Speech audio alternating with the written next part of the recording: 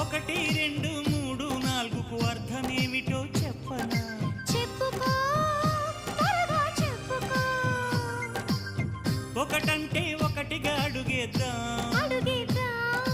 రెండంటే రెండు గుండెలను ముడిపెడదా, మూడంటే మూడు ముళ్ళేసి ఆ తర్వాత నాలుగు కాలాల పాటు కలిసుందా.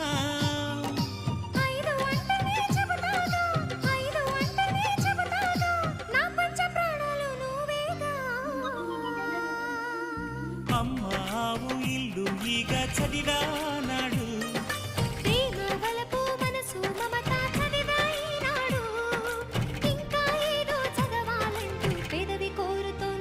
భలేగా కొత్త చదువు చదువు, ఇలా నా ముద్దు కవిత చదువు, చెలి మురిపా